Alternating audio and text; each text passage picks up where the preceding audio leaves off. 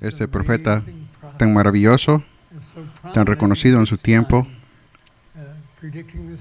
prediciendo la escritura para los judíos, igualmente prediciendo el futuro para nosotros en nuestros días, en el siglo XXI. Wow. Dios, gracias por que aún los reyes paganos reconocieron a Daniel y su excelencia, su espíritu. Ayúdanos, Señor, a aprender de Daniel. Y esto lo pido en el nombre de Jesús. Amén. Voy a poner mis anteojos.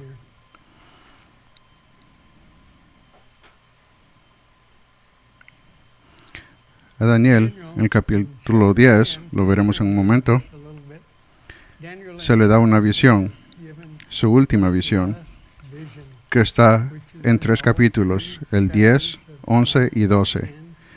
El capítulo 10 es la introducción y el capítulo 12 es la conclusión de esta última visión. El comentarista Henry Haley da un bosquejo de la historia mundial desde el tiempo de Daniel hasta el tiempo de Cristo, que es aproximadamente 600 años, y dice así: el imperio babilónico duró 70 años desde el 606 antes de Cristo, terminando en el 536 antes de Cristo, o después de Cristo, antes de Cristo, disculpe. El imperio griego de Alejandro duró 185 años, del 331 al 146 antes de Cristo. El imperio romano duró 546 años, del 146 antes de Cristo hasta el 400 después de Cristo. El ministerio público de Cristo fue desde el año 26 al 30 DC. Cuando leemos nuestro texto en Daniel capítulo 10, podemos ver la abrumadora tristeza de Daniel, su luto, su duelo, su ayuno y su oración. Él experimenta debilidad extrema y temblor a veces. Estoy tratando de leer mis notas. Disculpen un momento.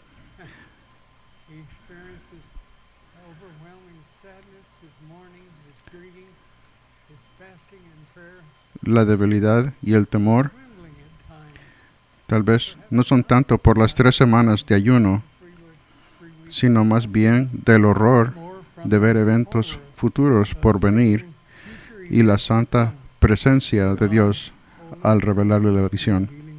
Daniel está tan preocupado, tan conmocionado, que tiene dificultad para respirar. Entonces vamos a ver Daniel capítulo 10. Daniel capítulo 10, empezando por el versículo 1.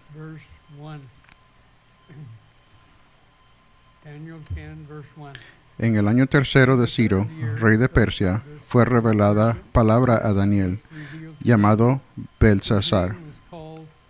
Y la palabra era verdadera y el conflicto grande, pero él comprendió la palabra y tuvo inteligencia en la visión. En aquellos días yo, Daniel, estuve afligido por espacio de 3 semanas. No comí manjar delicado, ni entró en mi boca carne, ni vino, ni me ungí con ungüento, hasta que se cumplieron las 3 semanas.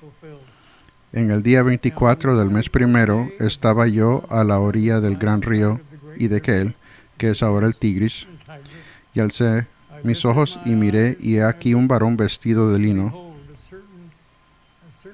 y ceñido sus lomos de oro de Ufaz. Su cuerpo era como de berilo, y su rostro parecía un relámpago, y sus ojos como antorchas de fuego, y sus brazos y sus pies como de color de bronce bruñido, y el sonido de sus palabras como el estruendo de una multitud. Y solo yo, Daniel, vi aquella visión, y no la vieron los hombres que estaban conmigo, sino que se apoderó de ellos un gran temor, y huyeron y se escondieron. Quedé pues yo solo y vi esta gran visión, y no quedó fuerza en mí, antes mi fuerza se cambió en desfallecimiento, y no tuve vigor alguno.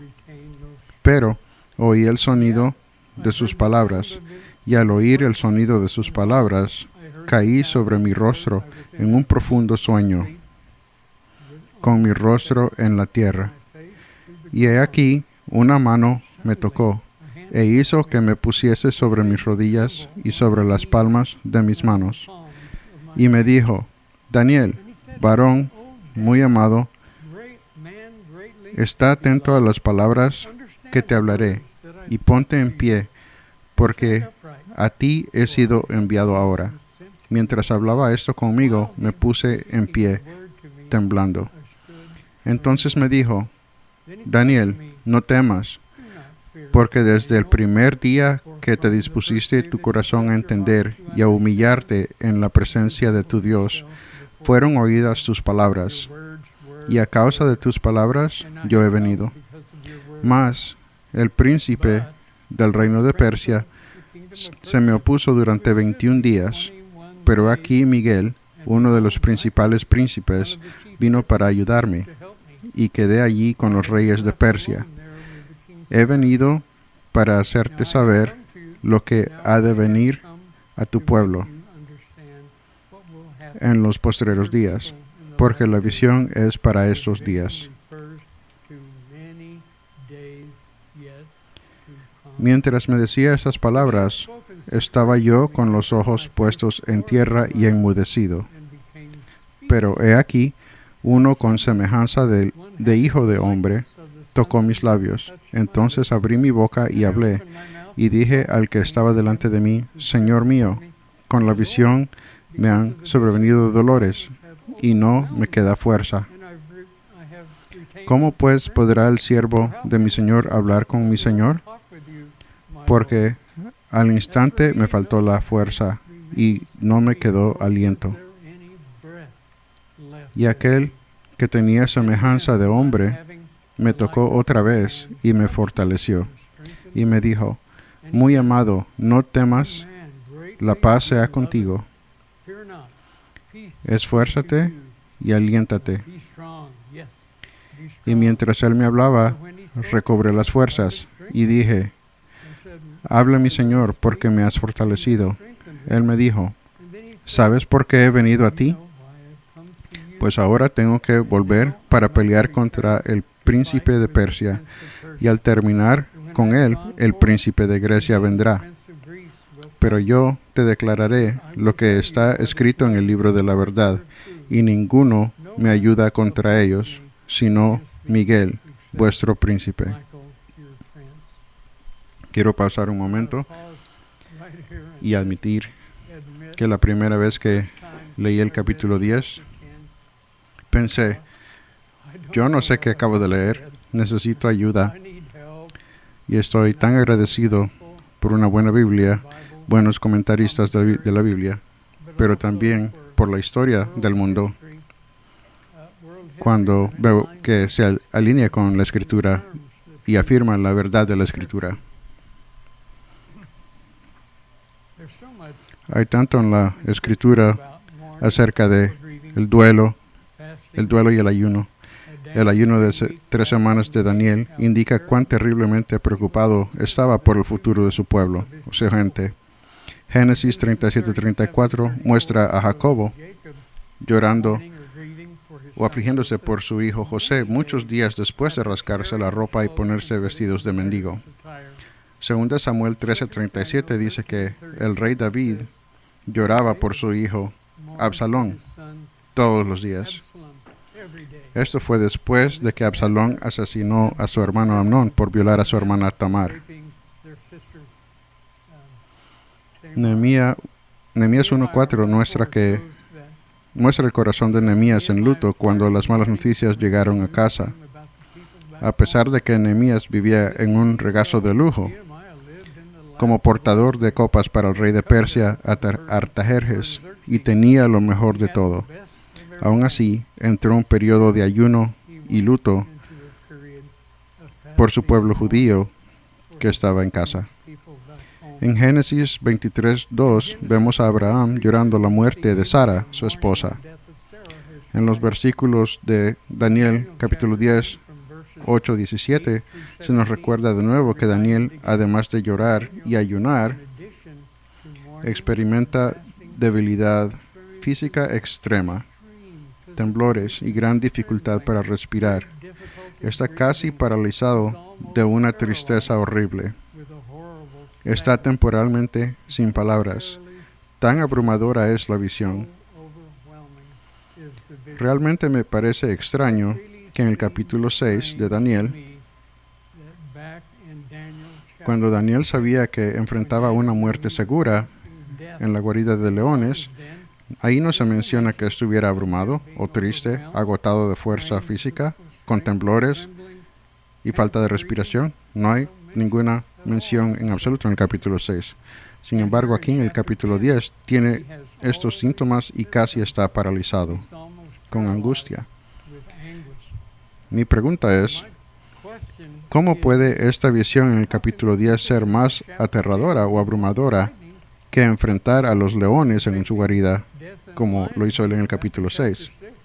¿Podría ser que parte de la visión incluyera los horrores del sufrimiento futuro bajo ciertos césares o emperadores romanos? ¿Vio Daniel ambos periodos de la abominación desoladora? Al tiempo de los macabeos y la última con el anticristo. Todo esto en una visión que cubre un lapso de tiempo muy largo. De los versículos 5 y 6 del capítulo 10, vemos que Daniel era un hombre mortal y que se le dio el raro privilegio de encontrarse con el Dios viviente. Nuestra versión de Biblia en inglés, la Nueva King James, dice que su cuerpo era como el berilo. La Nueva Versión Internacional dice que su cuerpo era como el crisolita. La crisolita es el color de olivino, que es verdoso. El rostro de Dios es como un rayo, sus ojos como antorchas encendidas, sus brazos y piernas como bronce bruñido, y su voz suena como una multitud. ¿Significará eso una multitud de personas? ¿Las voces de la gente? Me pregunto si podría ser, tal vez porque Dios escucha las oraciones de millones de personas al mismo tiempo y da respuestas a sus oraciones al mismo tiempo. Tal vez por eso la voz de Dios suena como una multitud de voces.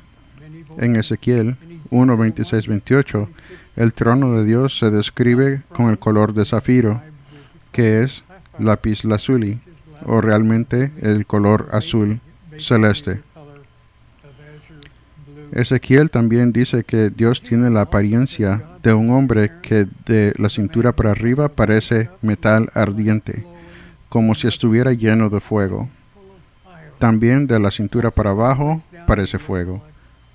Las luces brillantes a su alrededor son los colores del arco iris: rojo, naranja, amarillo, verde, azul, índigo y violeta. En Ezequiel, al igual que Daniel, cayó boca abajo y luego fue levantado a sus pies. En Isaías 6:1 dice que Isaías vio a Dios sentado en un trono alto y exaltado. Alrededor de su trono había ángeles, y cada ángel con 6 alas.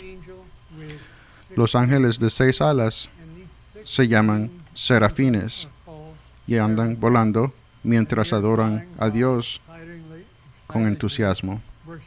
El volumen de sus voces causa un temblor humeante en el templo. No es un terremoto, más bien un temblor del templo santo. En 2 Corintios 12, del 2 al 5, Pablo comparte acerca de su encuentro al ser arrebatado, transformado, llevado hasta el tercer cielo, o el paraíso, donde escuchó cosas que él no está en libertad de contar. El paraíso lleva un significado como de un jardín persa bellamente amurallado. Entonces, ¿dónde está el paraíso? el tercer cielo. El primer cielo es la atmósfera inmediata que nos rodea. El segundo cielo es nuestro sistema solar con planetas, estrellas y el oscuro espacio desconocido. Mucho más allá se encuentra el tercer cielo, o paraíso, donde Dios mora. ¿Crees que estos hombres estaban bombeando adrenalina mientras tenían la colosal visita con el Dios Todopoderoso? El esplendor de los colores debe haber sido deslumbrante. En Apocalipsis 1, del 13 al 15, nos dice: Dios está retratado como vestido hasta los pies, con una faja dorada alrededor de su pecho. Su cabeza y cabello blancos como la lana, incluso blancos como la nieve. Sus ojos eran como fuego ardiente. Sus pies eran como bronce brillando en un horno. Su voz tenía el sonido de muchas aguas. Me pregunto si tal vez el sonido de esta voz era como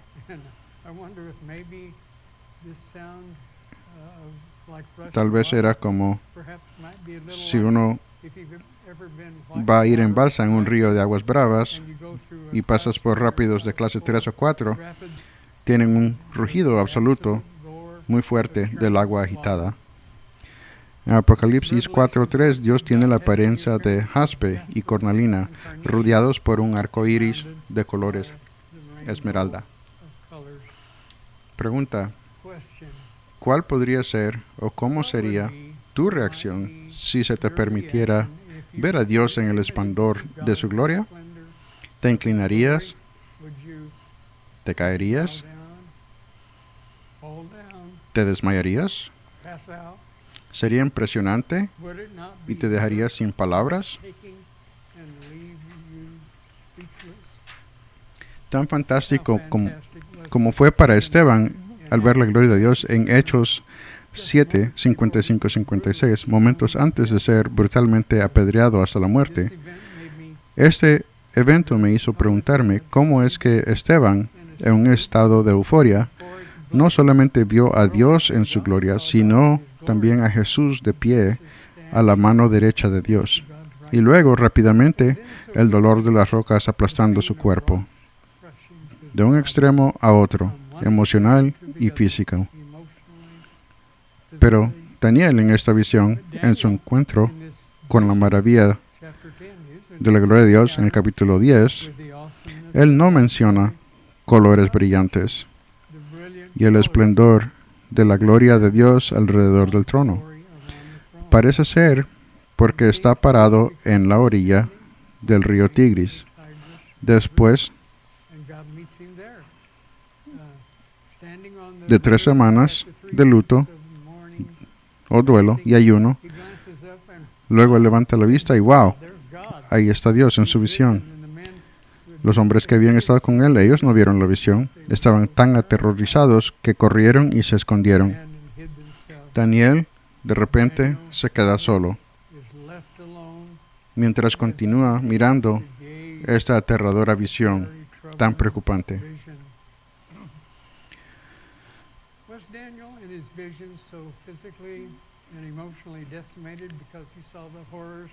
¿Sería que Daniel estaba tan agotado física y emocionalmente porque también vio los horrores del futuro? ¿Sería que vio cuando reinaban los seres romanos? Daniel estaba mirando hacia adelante en su visión. Nosotros podemos mirar hacia atrás en la historia mundial registrada para ver lo que pudo haber visto. Una visión tan cargada de diabólico sufrimiento humano. Estaba Daniel tan angustiado y deprimido porque vio claramente a César Calígula en los años 37 al 41 después de Cristo, no solamente siendo opresivo, sino violento hacia los cristianos. Tal vez vio a César Nerón cabalgando desnudo en su carro real, gritando y exclamando: "Los cristianos son la luz del mundo", mientras empalaban a los cristianos en estacas de madera y eran incendiados para hacer luces en sus jardines reales. Tanto Pablo como Pedro fueron ejecutados o martirizados durante el reinado de Nerón. ¿Vio de antemano Daniel que César Máximo ordenaría que los clérigos cristianos fueran ejecutados? El emperador Diocleciano en los años 303 al 311 después de Cristo aprobó la destrucción de iglesias, la quema de Biblias, la suspensión de los derechos civiles de los cristianos y ordenó el sacrificio a dioses falsos. Algunos afirman que Diocleciano trajo la peor persecución de cristianos en la época de los emperadores romanos. William Erdman, en su comentario sobre Pablo, y dijo lo siguiente sobre la apariencia de Pablo. Pablo era un hombre pequeño de tamaño, con cejas de reunión y una nariz bastante grande, calvo, de complexión fuerte, con las piernas arqueadas y lleno de gracia. A veces parecía un hombre, a veces tenía la cara de un ángel. Erdman dice que Agustín fue el primer padre de la Iglesia que dio toda la razón a la teología de Pablo después de la muerte de Pablo. Pablo fue martirizado en el año 64 después de Cristo durante el reinado de Nerón. Él fue decapitado. Pedro también fue ejecutado en ese mismo año. ¿Habrá visto esto Daniel? Un santuario en honor de Pedro que data desde finales del siglo II ha sido excavado y se encuentra en el Vaticano, en la Basílica de San Pedro.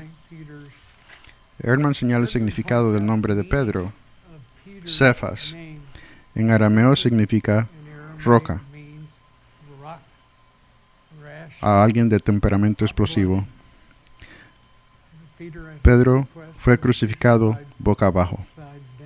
También nos preguntamos si Daniel vio la muerte de Policarpo, cuando Policarpo fue atado a una estaca de madera y quemado hasta la muerte. Esto fue durante el reinado del emperador Antonius Pius en los años del 138 al 161 después de Cristo. Policarpo, disculpe, agarré varias páginas.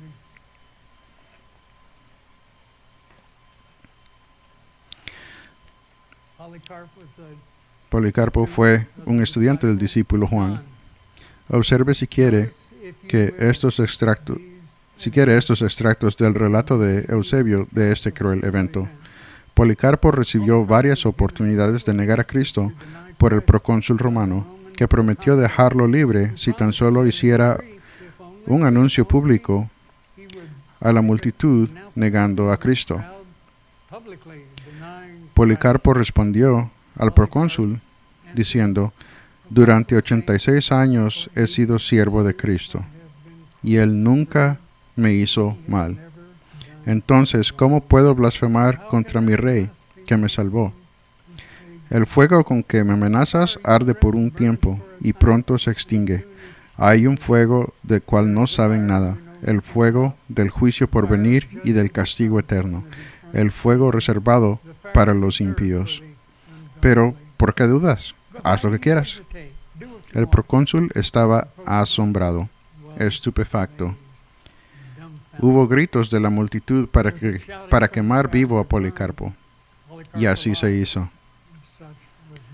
¿Fue esto parte de la última visión de Daniel, haciendo que Daniel se debilitara físicamente y su rostro se pusiera pálido? ¿Vio Daniel a 6 millones de judíos incinerados en los crematorios alemanes de Belsen-Dachau y Auschwitz en la Segunda Guerra Mundial? Eusebio también registra la historia del sufrimiento cristiano en el libro Historia Eclesiástica, en el capítulo 8, versículo 12. Dice que allí que algunos les destrozaron los dedos con espadas afiladas, a otros se les vertieron cubos de metal hirviendo en las ingles y la espalda. Otros soportaron una tortura agonizante en sus intestinos, tan grotesca que no podemos describirla. Después, cuando los jueces estaban cansados de crear nuevas formas de matarnos, se les ordenó arrancar nuestros ojos o paralizarnos. Si Daniel vio todo esto, ¿no es maravilla que estuviera física y espiritualmente deprimido, exhausto, mudo, sin aliento, sin poder respirar? En un estado o condición tan vulnerable, en el versículo 9 del capítulo 10, Daniel experimenta un sueño profundo con la cara en el suelo. En el versículo 10, alguien lo toca haciéndolo temblar. En el versículo 11, se pone de pie todavía temblando aprensivamente y escucha las palabras reconfortantes del versículo 12.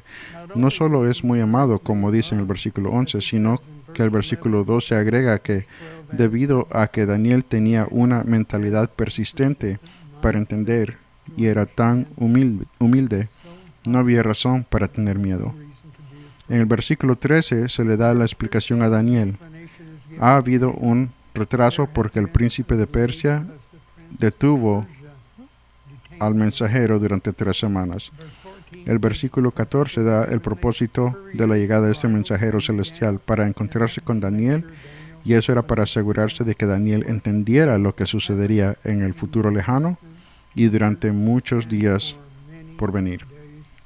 En ese punto, Daniel, abrumado, miró al suelo y se quedó sin palabras. Los versículos 15, 16, 17 y 18 detallan que se le toca repetidamente para devolver no solo su libertad de hablar, sino también para restaurar su fuerza y estar seguro del amor y la paz de Dios, especialmente para él. Nuestro muy noble Daniel acababa de pasar por 3 semanas de luto y ayuno, y estos varios toques divinos lo aceleran físicamente y espiritualmente a tener una esperanza renovada para el futuro.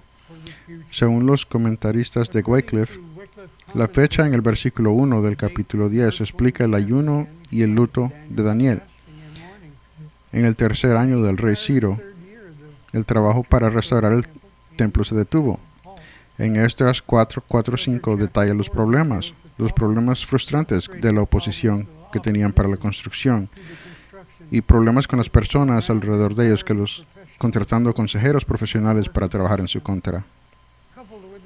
Junto con el duelo o luto, Daniel aún así ayunó. Con respecto al ayuno, he tenido que preguntarme, ¿qué creo y pongo yo en práctica con respecto al ayuno? Yo admito que cuando los problemas desconcentrantes, los enigmas vienen a mi camino e inicialmente parece que no hay salida y estoy deprimido, tengo un deseo aún mayor de comer. El ayuno es lo último que quiero considerar en hacer. Así que busqué algunos versículos acerca del ayuno. Mateo 6, 17-18. Y esta es mi paráfrasis. Jesús dice que ayunes en secreto para que Dios te recompense. Trata de ocultar ese ejercicio espiritual de las personas que te rodean. Lucas 5:35 dice, los fariseos preguntan a Jesús por qué sus discípulos no ayunan, como lo hacen los discípulos de Juan y como también lo hacen ellos, los fariseos. Jesús les responde diciendo, llegará el momento en que Él, queriendo decir Jesús mismo, será quitado de sus discípulos y es entonces cuando comenzarán a ayunar. 1 Corintios 7:5. Los esposos y las esposas deben estar de acuerdo en estar disponibles el uno para otro, para tiempos de intimidad física, excepto en los tiempos de oración y ayuno. Salmo 35:13, David dice que cuando él es maltratado o difamado por otros que están enfermos, intercede por ellos en oración y ayuno. Nehemías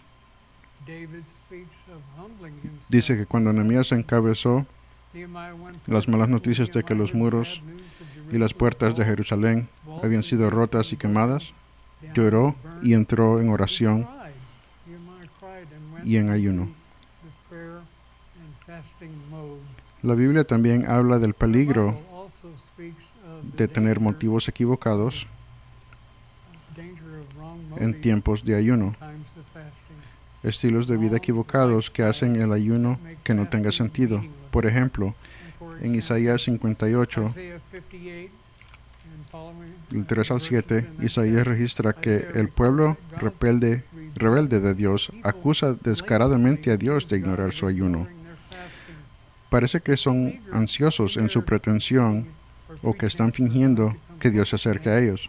Pero cuando ayunan, maltratan a sus trabajadores. Mientras ayunan, discuten hasta la medida que se meten en peleas a puñetazos entre ellos mismos. Isaías les anuncia el tipo de ayuno que Dios quiere, que es alimentar a los hambrientos, dar cobijo a los pobres, vestir a los desnudos y no alejarse de los de su propia familia.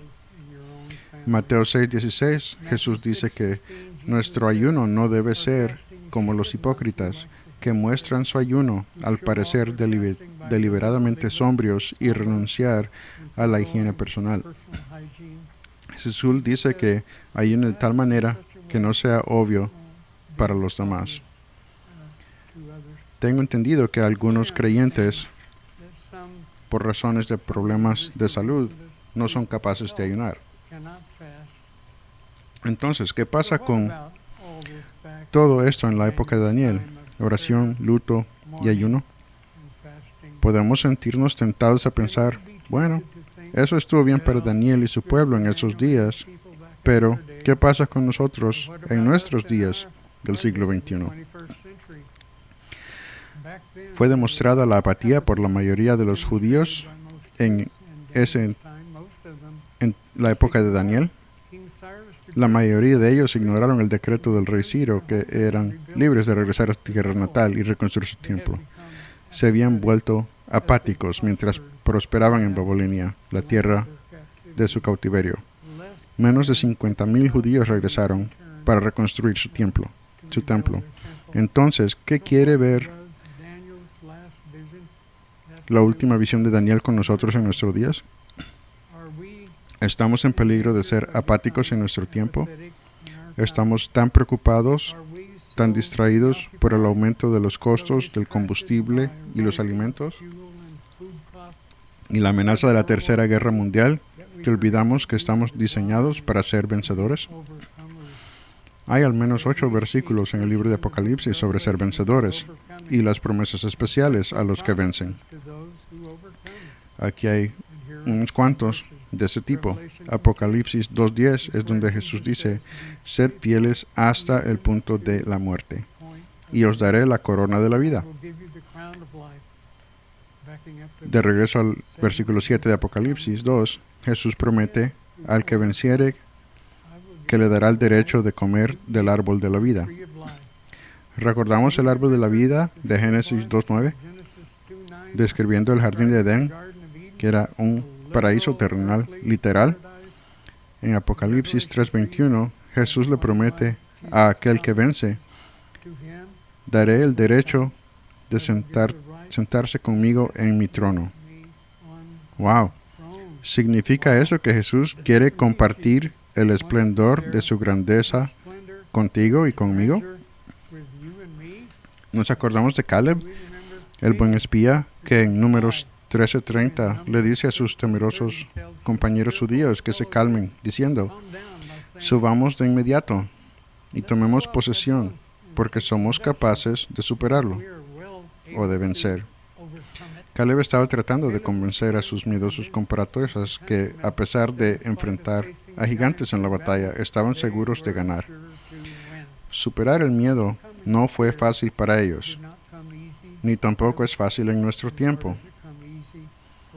Realmente me gusta lo que David dice en Salmos 56:3. Él dice, siempre que tenga miedo, confiaré en Dios. En ese versículo admite el temor, pero lo supera confiando en Dios. ¿Crees que David estaba completamente libre de miedo cuando mató a Goliat, que medía 9 pies y 6 pulgadas de altura? En Romanos 12:21, Pablo dice, no seáis vencidos por el mal. Venced el mal con el bien. El contexto de ese versículo es que debemos proporcionar a nuestros enemigos comida si tienen hambre, cosas para beber si tienen sed, ¿Son estos obstáculos para nuestra superación, para nuestro éxito? ¿Qué pasa con el rompecabezas de la oración sin respuesta? Sé que oramos una o dos veces por una cosa determinada, por cierta persona, y luego nos rendimos cuando no vemos una respuesta. Jesús dice en Mateo 7:7, pedid y os será dado, buscad y encontraréis, llamad y se os abre la puerta. Y en el versículo 8 Jesús dice categóricamente, porque todo el que pide recibe, el que busca encuentra, y el que llama a la puerta se le será abierta. Sin excepciones, su promesa es para todos. Y estoy seguro que estos 7 versículos en el idioma griego enfatizan a continuar pidiendo, buscando, llamando. No te rindas.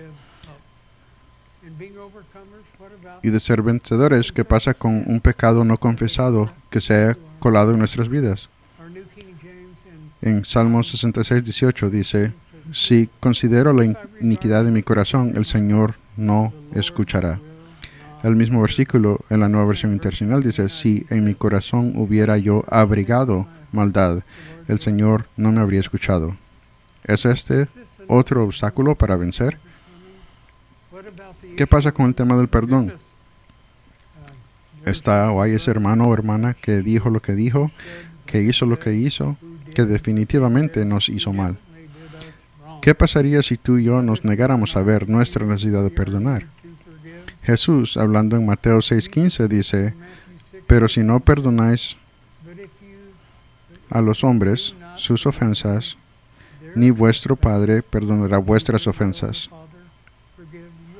Obviamente, este es otro obstáculo potencial para vencer. Daniel y sus 3 amigos tenían mucho que perdonar, ser capturados y forzados a la esclavitud. Sin embargo, eran vencedores. ¿Nos hemos vuelto apáticos sin darnos cuenta? Deberíamos, como Daniel, involucrarnos más en el luto, el duelo, la oración y ayuno. Una vez más, parece que Daniel estaba más asustado por la visión en el capítulo 10 que por morir en la guarida de los leones en el capítulo 6. Daniel tuvo esta última visión de los horribles eventos de su tiempo, y está fuertemente implícito que también vio los horribles eventos que vienen a nosotros en nuestro tiempo, y claramente hasta el final de los tiempos. ¿Eres un vencedor? Nuestro guerrero y conquistador, nuestro Rey Jesús, está en camino. Pronto llegará. Padre Santo, te agradecemos por Daniel, su excelente espíritu. Por favor, ayúdanos a ver nuestras prioridades y aprender más acerca de la oración y el ayuno. Amén.